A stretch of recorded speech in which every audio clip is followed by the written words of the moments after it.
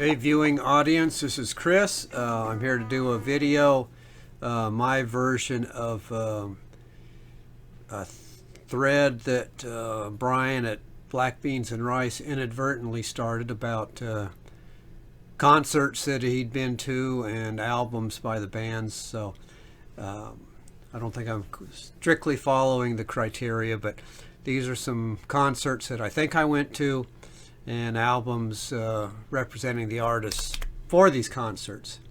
So starting with this one was, I was working in Huntsville, Alabama, and I think I went with some people from work, some friends there. So this was in mid-70s. I think this was the album that Linda Ronstadt had out around that time. This was at the Von Braun Civic Center, which opened up in 75, I think, or 74, sometime around then. So that kind of places this. It was in the the mid-70 period. I have a vague memory of seeing Average White Band there, but I can't verify that, or I haven't really tried, and I only have a 45 by Average White Band, and it seems like it would have been an odd pairing them with opening for Linda Ronstadt, but I don't know how many times I went to concerts at the Von Braun Civic Center. So next one, not in any kind of order, this was while I was in college, University of Alabama in Huntsville. So they had Ted Nugent there. So this was in the early 70s. This is around that time, Ted Nugent and the Amboy Dukes, Call of the Wild. I think this was maybe the second to the last one that had the Amboy Dukes associated with it. Ted Nugent. And also in Huntsville, the Gentrys from Memphis. This was in that same time period, early 70s. They were at the band for a high school prom that I went to. Not my high school, but I was a guest and went there. I think it was a high school prom or a high school dance. But the Gentrys, one of the factoids, I guess, about the Gentrys. Jimmy Hart there, went on to be a famous professional wrestling manager. Managed Hulk Hogan and other people. Mouth of the South, Jimmy Hart. And while I was living in Miami, went to, I forget the venue's name, but it seemed like it was near the Miami International Airport. Maybe it was downtown, but Robert Palmer. So this was around 1980, approximately. I think this was, I think he was the opening act for Eric Clapton. So I did not pull an Eric Clapton album out, I don't think, but Robert Palmer. He wasn't quite what I expected. I mean, music-wise he was, but he had a strange singing style.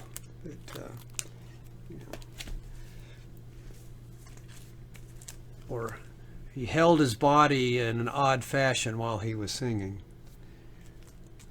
Now, another early 70s, probably around 73, the time of their debut, saw Lynyrd Skynyrd. They opened for Deep Purple in Birmingham. So we drove down there to this concert and somehow managed to drive back home after the concert. Lynyrd Skynyrd. And as I said, they opened for Deep Purple, and I think this was about the time of Who Do We Think We Are album by Deep Purple. They were the band that we went to see. Never heard of Lynyrd Skynyrd before, but they made quite an impression, and so I started getting Lynyrd Skynyrd albums after that. Then when I had moved to Orlando, Florida, and I think I saw this concert. Excuse me. I saw a concert, or it was a performance in a downtown club. So small crowd. Jonathan Richman. This was late 80s. So very interesting.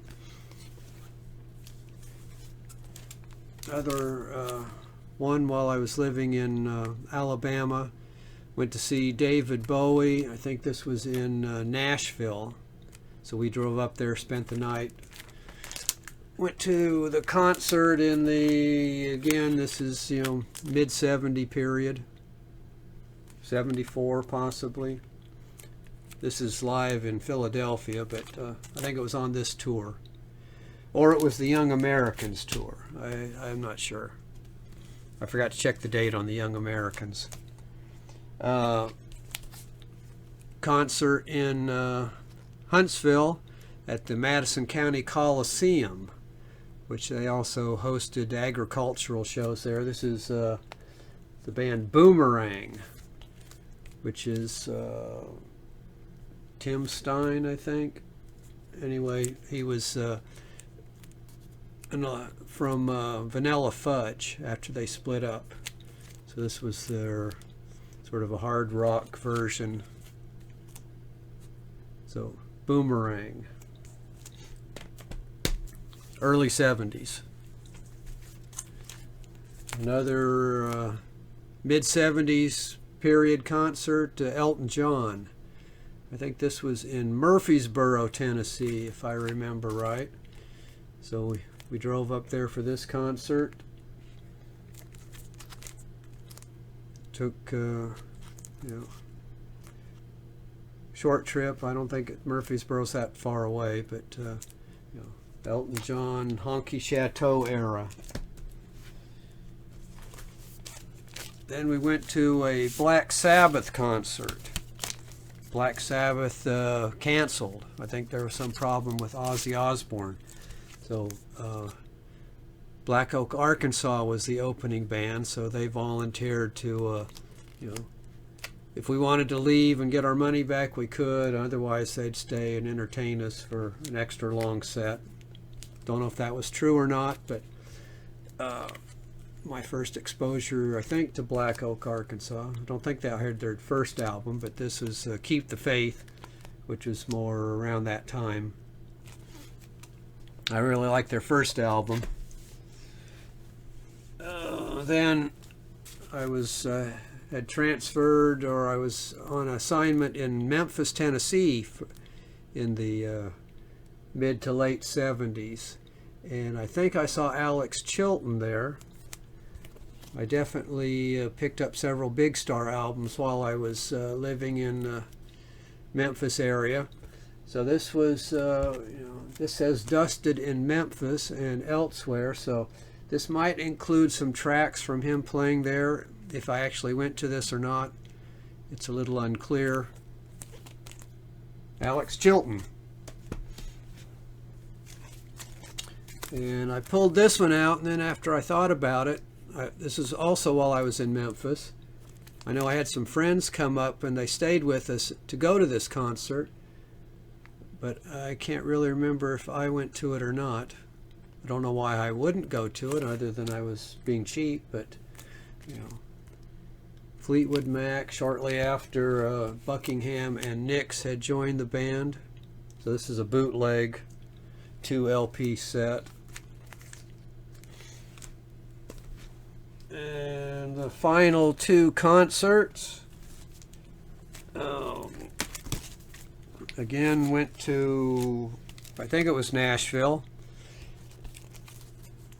and saw Ursa Major as one of the opening acts, starring Steve, what's his name, went on to be a guitarist for Alice Cooper, from the band Frost. Now I'll add his name in the notes. I forget what it is, but not Steve Hunter, I don't think, but Dick Wagner. Yeah, I was real close. Dick Wagner. Ursa Major, they were the openers. This was again 73 maybe. And then the headliners, Alice Cooper.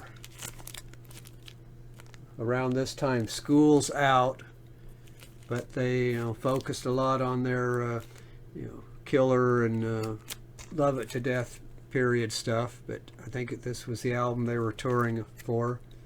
So Alice Cooper, that was quite the show too. So that's my version of those concerts. The more I thought about it, I realized I'd seen some other things, but again, there's probably a lot of supporting bands that maybe I'd recognize their names now, but I've forgotten who they were.